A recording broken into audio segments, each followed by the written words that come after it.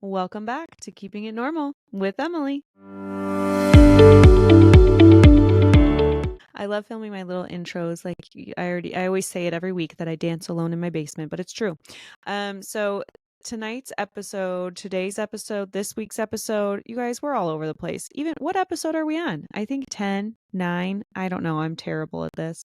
My basement is still under construction, and therefore we have not had regular weekly episodes. I promise that is coming soon, probably. But today's episode, we are talking to Sarah. Mom on the struggle bus on Instagram. I'm going to link her Instagram below. She actually reached out to me on Instagram, which I think is really fun because her platform and page is all about birth, pregnancy, motherhood, opening the conversation we do here. We talk about things that aren't talked about or posted about, and kind of with a more realistic lens. Maybe some issues you can have after pregnancy, birth.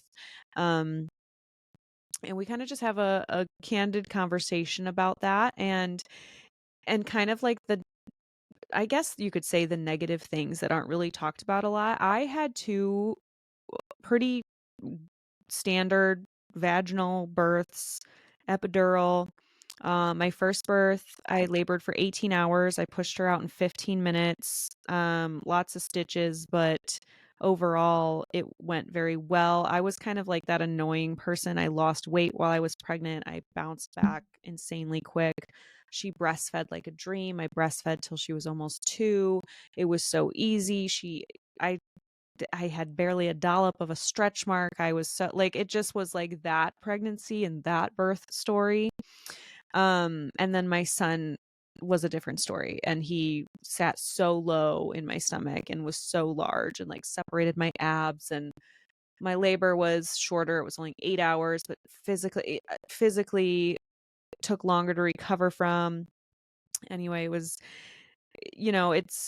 I have like two kind of different experiences, but Sarah goes into how she now has pelvic floor issues and she had nerve issues in her leg, and she kind of had to choose between medication and breastfeeding. We just get into like a really cool conversation about all of that. And I think the biggest takeaway for me was to be an advocate for yourself. Women's health can tend to be brushed aside and written off as just, oh, that's something that happens in pregnancy. And I think so. The biggest takeaway is talk, have the conversation, be an advocate for yourself, and throw the birth plan out the door because you never know what's going to happen. But let's dive into this conversation. I'm really excited for you guys to hear it. Hi, Sarah. How are you? Hi, it's so nice to meet you, Emily. I I know. feel like you're a super celebrity. We're And I just we're officially meeting on my podcast. And actually, Sarah messaged me on Instagram, which I love, and kind of wanted to talk about what we're going to talk about today. But so what prompted you to do that? Why were you what was in your mind of just like, I'm going to go for it? well, first of all, I saw you had a podcast and I think you're amazing. Thank you. And one of the reasons why I think you're so amazing is because you keep it real Mhm. and you make other people feel good about themselves. And I love your hashtag normalizing normal. And so to me, in my journey as, becoming a mom and talking to other women as they've become mothers and gone through different struggles, there's so much that happens that nobody Yeah. talks about So and much. that nobody even knows is even a thing. Yeah. Like I remember, I'll go through my story in a little bit, but with everything that I've been going through, I'm like, how come nobody told me that any of this was even possible? I don't Yes. understand.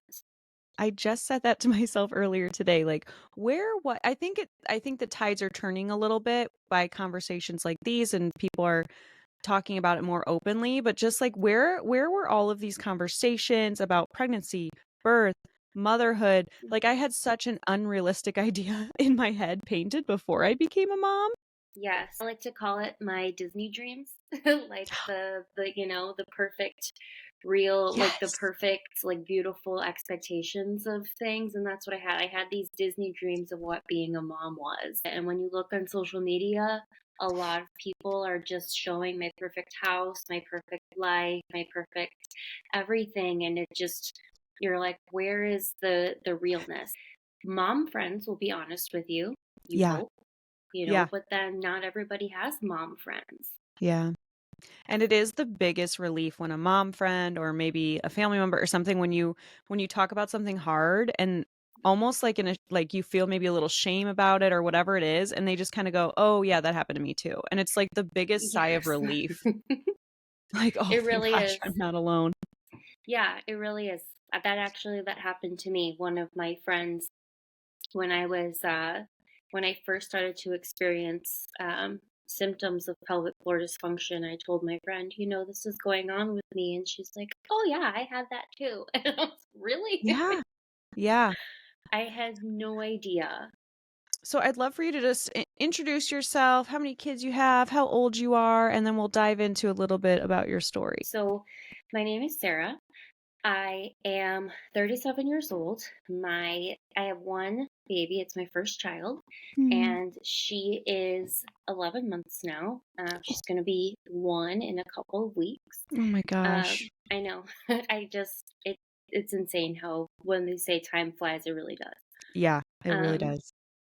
and yeah, so I was a super active person. I loved running and doing races and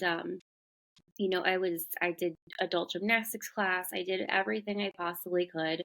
I was a teacher, early childhood teacher, so I was always up and about, running around with young kids. And I got pregnant, and my Disney dreams. I was super excited. Um, and then in the in the end of my first trimester, I started to feel numbness and tingling in my leg, and it Mm. started in my left leg, in my knee, and it just kind of started creeping up. And I remember creeping up my leg, and I remember telling my gynecologist, "Hey, because when you're pregnant, you go to the doctor like all the time." Yeah. And so I told her, "Hey, I feel this weird tingling in my leg," and she just kind of brushed it off. Like Yeah. she was like, "Oh yeah, these things happen when you're pregnant." It's like, "What do you mean these things happen? Nobody Right, told right. me that these things happen." Right. And, she said, "Oh, yeah, it'll probably just go away after you have your baby." And she referred me to a physical therapist, and it just kept creeping up and up and up my leg. And it got to the Mm. point where I had to sleep with ice packs on my leg because Wow. my leg was on fire. And it was really hard for me to walk as well. Like, it got to the point where, as when you're pregnant, as you get bigger, it's hard to walk anyway. You But start to waddle. yeah, exactly, exactly. But it was really hard for me to walk. Like I could only walk like 10 minutes, super Mm. slow. And so, but again, I felt like, the PT I went to see, she was just kind of like, "Oh, these things happen." And everybody just kept telling me these things happen and oh, it'll go away when you have your baby and just kind of brushing it off like it Yeah. wasn't a big deal. And so, after so then my baby, she ended up coming early, 6 weeks early, so she was Mm. born at 33 and a half weeks prematurely. um and so that was another thing. I was Yeah. like, well, nobody prepared me for this Right. either, and then um I literally had 20 people in the delivery room. Like Wow. they told me, "Yes, we're going to get the team ready. You look like you're ready to deliver, so we're going to get the team ready and they're going to be in here." And I was like, "Okay." Yeah. And then, like, Yeah. 5 minutes later, literally 20 people walk in the room. Wow. Um, so, yeah, so if you have a premature baby, 20 people see you give birth. So I didn't know that. Now Oh. everybody listening knows. Mhm. Um, so yeah, I had no idea like, what having a premature baby meant. Um, Yeah. and I I remember crying when they were like, when she came and where she was about to come, and I was crying because they told me that they were going to take her away, and I Oh, was yeah. like, so I can't hold my baby um after she's born, Right. and that's the biggest part of the Disney dream. Right, when angels sing and the baby's placed on your chest. Yeah. Exactly, exactly. And so I'm literally like crowning, and my baby's like right there coming out, and I'm like crying because I'm like, I can't hold my baby. And I think they just wanted me to stop crying. Yeah. So they were like, sure, sure, here, take your baby. Like, Oh just my stop crying. gosh. And so they gave her to me for like a second, and then they took her away. And yeah, and I just had no idea what it meant to have a premature baby, and it's, there's a lot of uncertainty what it meant to have a baby in the NICU, and Right? there's so much uncertainty there. And on top of already going through like postpartum hormones, which is another thing nobody really talks about, is all the hormones Oh my and gosh. like and the difficulty afterwards. Um so Yeah, it yeah. affects so much, your Mhm. hormones, and yeah. It really It's not. does. It's really not talked about, it's just kinda talked about, "Hey, you got the baby blues, how are you feeling?" Y- Um, and then that's kind Yeah. of it. Yeah, like when I went to the doctor, for my postpartum checkup, she was like, "Oh, well, you seem to be doing well." And I was like, "Are you kidding?" Right, I'm like, you must be joking. Like, this is a joke. Am I in the stand-up routine or something? right. Because I feel like I'm going insane. But yeah, so um a few months after she was born, I had signs of pelvic floor dysfunction, and I didn't understand what that was. I didn't even know what my pelvic floor was. Yeah. Which is something also I feel like is not really explained to women when you're pregnant. Nope. Um and so because pregnancy has a big effect on your pelvic floor. So Oh, yeah.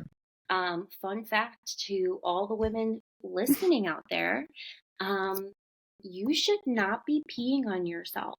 You don't know how many people, Emily, have told me that they cannot jump on the trampoline Yes. because they pee a little bit. Yep. Like, that should not be happening. That is a pelvic floor issue because of birth, and you should go to pelvic floor therapy. And I don't know why doctors don't Well, explain and these things. it's painted as, like, the joke, like, you gotta cross Mhm. your legs when you sneeze, and, like, that's just what happens, I've had kids, like, it's painted as this very normal thing, like, "Yep, that's what happens, you have a Mhm. baby, and then you're gonna pee in the middle of the store." Do you know It's what I like, mean?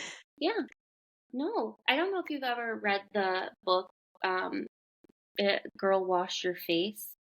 It's by No. Rachel Hollis. Rachel Hollis, she writes several self-help books, and she says in one of her books, I mean, she's writing this in a book that Yeah. she in a self-help book. Yeah. She's writing that she pees when she jumps on the trampoline. And Yeah. I'm like, how come no doctor has told you that you need to go to pelvic floor therapy? Yeah. Because you should not be talking to people in self help books like it's just funny that you pee because you jump on a trampoline. Right. And she's not the only one that's told me that. And like you Yeah. said, it's just made into a joke. Mhm. And it's not. Women's health is not a joke. And I Yeah. feel like so much, one of the reasons why I messaged you is because I do feel like so much of women's health is brushed off, is made into a joke. For sure. And so Or, much is like with you with like the pain in your leg, it's kind of just like, "Oh, that can happen in pregnancy." Like that's just a mm-hmm, thing. Like I think exactly. yeah, so much is roped into that of just kind of yeah, brushing it off and just kind of not taking it seriously. Yeah. And just understanding what the treatment for these things mean. Like, Right. if you, um, so if you have pelvic floor dysfunction to a certain level, like you might need to take medication, Or, like for me with my leg, because it was a nerve issue, Right. um, I take medication, and it's like, well, you can't take medication if you're also breastfeeding. So Oh. you have to kind of pick between, Mm, your body and, your health of your body and giving your child breast milk. right. And so for the first 6 months, I did give my child breast milk, but then after that, um, I decided, that I was done and I wanted to take the Yeah. medication. Yeah. And so yeah, so I think, and for moms, that's a really hard decision too that's not talked about. Mhm. The breast milk versus formula, and people don't talk about that, how, they one of my friends, she was not able to provide enough breast milk for her daughter. We had babies around the same time, and she was not able to provide enough breast milk for her daughter. And she said, "Oh, I thought I would have freezers full of breast milk." Yeah. And I feel like there's this idea that, everybody is just supposed to be able to breastfeed their babies. Well, and that's like a whole 'nother topic and a whole 'nother conversation because that's pushed so heavily. Um, I had a friend who had a son and, it was her first baby, so, everything's new, and her lactation consultant in the hospital was really pushing breast milk and really, really pushing it, and she was like, "I feel like he's not getting enough," and they're like, "Just keep at it," and he ended up in the NICU, like, Oh my goodness. starving because they had it was pushed so hard and that formula wasn't even an option. It was just like, "Nope, just keep doing this, it'll be fine." And, thank goodness, she realized something was up and brought him in. Um, but yeah, that's another thing. It's like there's a lot of judgment put on the mom, whichever way you choose. I don't care which way you choose. There's judgment either way. And it becomes less about, okay, well, what's best for my health versus the choice I'm trying to do or trying to make for my child. And it all becomes centered of like, no, this is a decision you're making and one is right and one is wrong, Yeah. which it shouldn't be that way. But Yeah, I agree. And there's so many yeah, things also that are not, again, that are not talked about, that are not discussed. It's just kind of like, well, you're going to have your baby and then you're going to breastfeed. But there's yeah, babies who don't latch. right. There's, there's pumping. Pumping is hard. Yeah, That's something that's not discussed, how hard yeah, pumping is. My baby, she was in the NICU. So that's one thing too, is she had a really hard time latching. Um, and there's babies that are born full term though that don't latch. right. Um, and so, these are all things, or like had not having enough breast milk. Hmm. These are all things um, that are not discussed. Yeah, It's just, okay, you had your baby, now you need to right. breastfeed. Now here's your pump and go home. Yeah. And that's really what it is. I mean, they really just kind of, here's your baby, go, have fun Yeah, figuring it all out with nothing. Here you go. Keep it this really thing alive. Yeah, but that's what it exactly. is. It really is. And, I feel like going through all of this, I have a much bigger appreciation for all mothers. Mhm, Um, because motherhood is motherhood is tough. And, a lot is, like we said, a lot is not said, a lot is put on you, and you just have to smile and say that you like it. And there's this feeling that if you say you don't like it, you're a bad mother.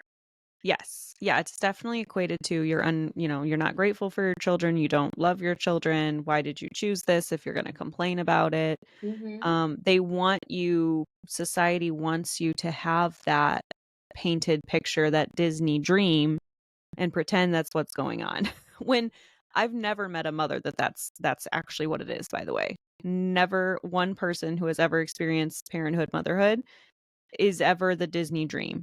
In there's always something. Do you know what I'm saying? Hmm. So that's so important because for whatever reason, that Disney dream is still portrayed for, I think, even like for everything, even like birth, I feel like. I don't know. Birth hurts like nobody's business. But I think everyone's gonna have like every person I've talked to has like a story. Like something happened, big or small. It was everybody's own journey. Everyone does birth Hmm. differently. Something happens. Like, were you someone that had like, because it was your first baby, so did you have like a plan? Like, this is my birth plan? Oh yeah. Oh my You God. I did. was so naive. Um, I wanted to do natural birth. Um, God bless you. yeah, which is great if you're one Oh of yeah. those people that just like your water breaks and then you pop them out, Yeah. That's great. I I have know, I so know. much I'm in I, awe of anyone who does that, honestly. yeah, I mean, I'm amazed by people like that. I mean, everybody's, and the thing is that I've learned is that you don't know how your body is going to respond to Yeah, birth until you actually get there. And exactly. so there are those women that they literally give birth in an hour Yeah. and that's it. And Yeah. so, but for me, I was in labor for 22, from when my water broke to when my baby was born was Yeah. 22 hours. So there, I made it about 7 hours. And Yeah. then I was like, no, I want the epidural.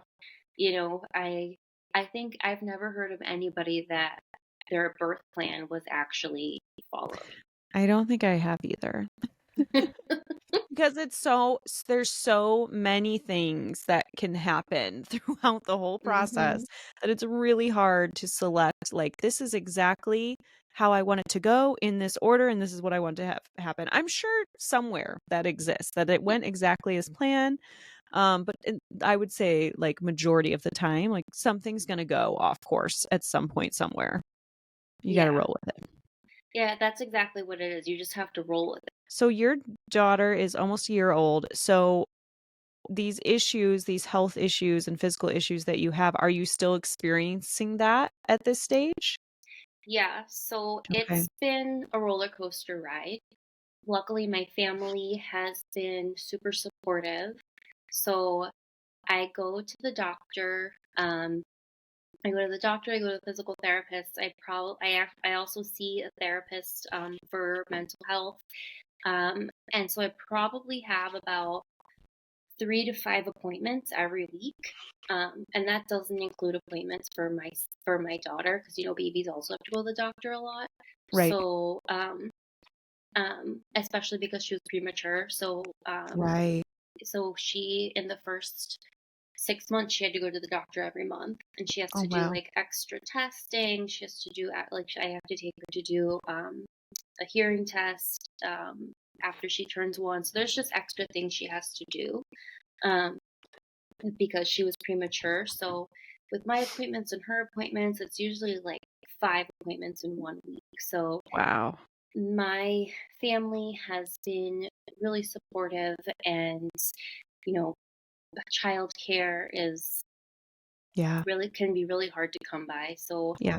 I feel really fortunate to have my family as a support system. My Instagram account that I created was just for other mothers going through similar situations as me that have chronic conditions, chronic illnesses.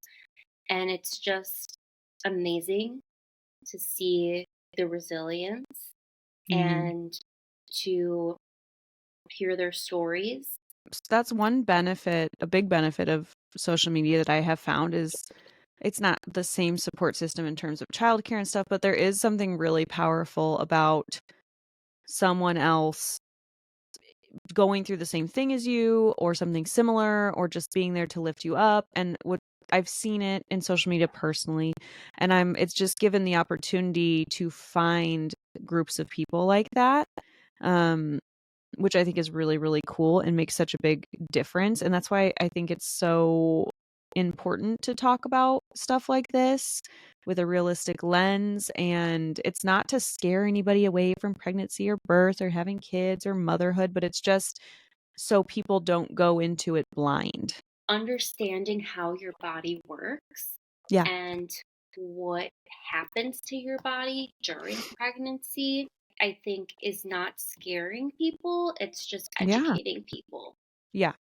And, understanding how to take care of your body after pregnancy is also so important. One thing that my pelvic floor physical therapist said was like she thinks everybody should be in pelvic floor PT during and after pregnancy. And, a big part of it as well, because there's other conditions that women get from pregnancy, like diastasis recti. I know several people that have had that condition.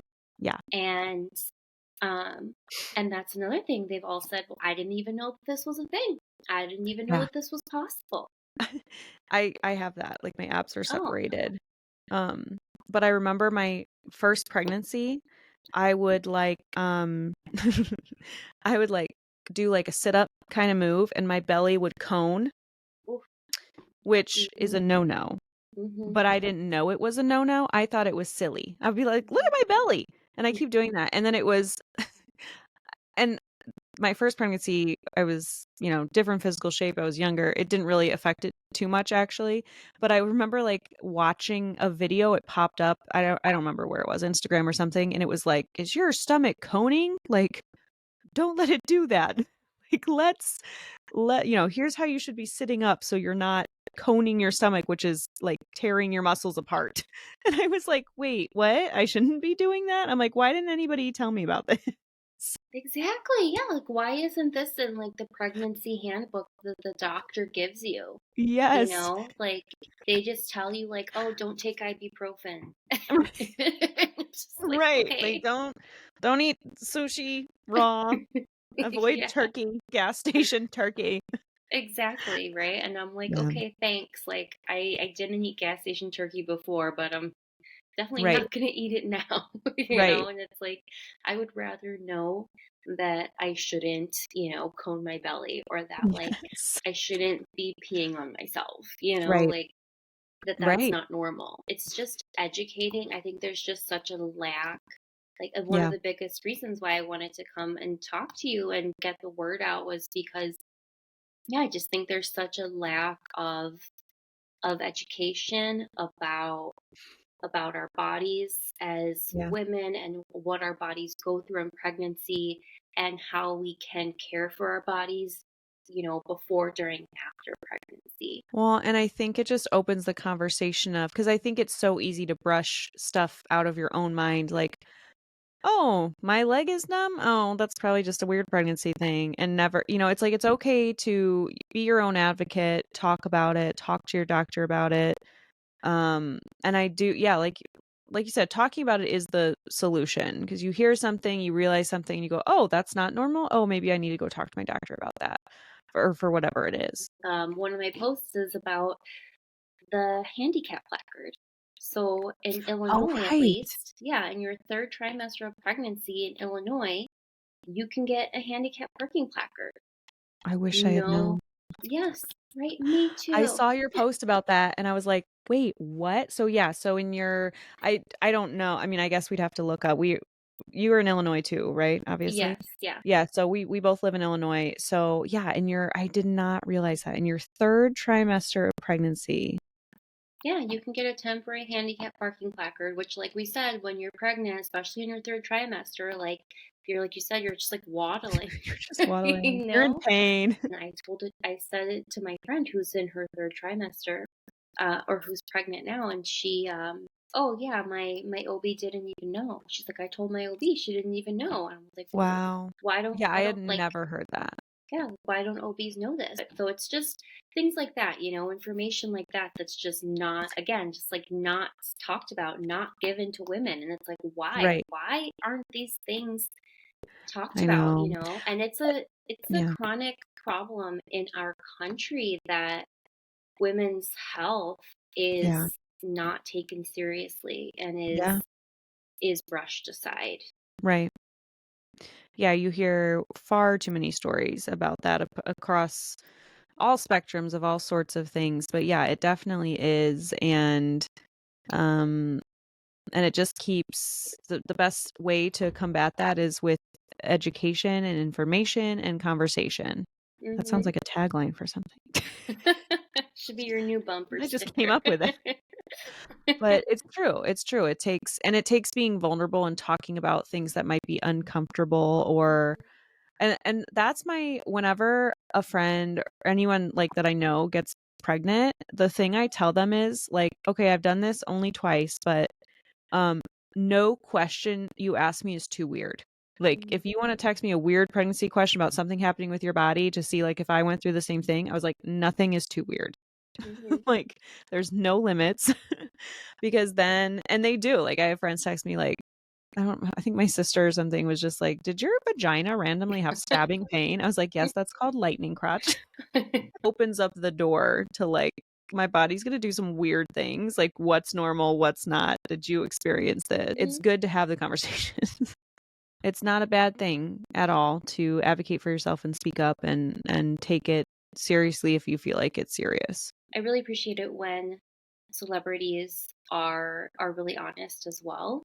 Mm, Like one person that really inspired me a lot was Serena Williams because she talked a lot about her breastfeeding journey, mhm. and she talked about how she stopped breastfeeding because she was not able to get into a full training weight, Mm, um, because because a lot of people, there's like this myth about breastfeeding that everybody who breastfeeds, yeah, you lose all your weight, yeah, and um, and that's not always true. That happens for some people it doesn't. right. And so I really appreciated how she was really honest about that, how she wasn't able to get into, full shape that she needed to be into. And Yeah, so she decided to stop breastfeeding, and it was very emotional for her. yeah, But she decided to stop at 7 months. And, and her just sharing her traumatic birth story about, how she almost died giving birth. And it's, you know, I think when people are honest about these things, they they make them okay to talk about, yeah, and they make other people feel seen and heard, yeah, um, which is which is why you're normalizing normal, meant so much to me, and why I reached out to you, because I think you help people feel seen and heard, um, and I just think that's so important for everybody, um, but especially for women who, like I said, their pain, their health is brushed aside, yeah, and um, and there's just so many women out there that have these traumatic birth stories, that have these chronic health conditions, and their voices are so important. yeah.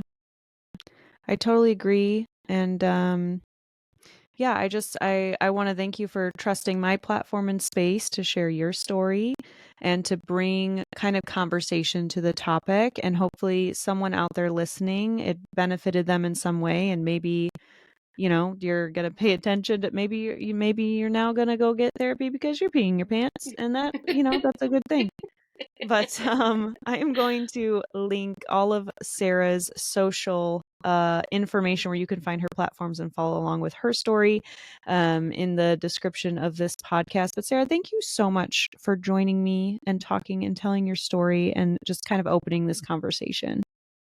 Thank you so much. I'm going to make a post about not peeing your pants Yes. um, and pelvic floor physical therapy, with Yeah. more information about that.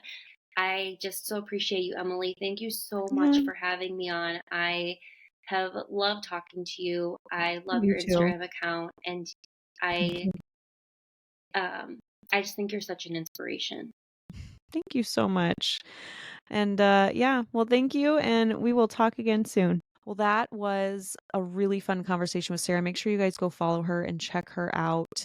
I hope that just kind of opened your eyes a little, maybe threw a little nugget of conversation your way about just how important it is to advocate for yourself and pay attention to your body and know that not everything is talked about, and we kind of wish we had a better handbook for it all, but at the end of the day, you are your biggest advocate. and you are not insignificant or a burden for asking questions and wanting to double check to make sure everything's okay. So I hope you guys have a wonderful day, a wonderful weekend, and we will see you soon back on Keeping It Normal.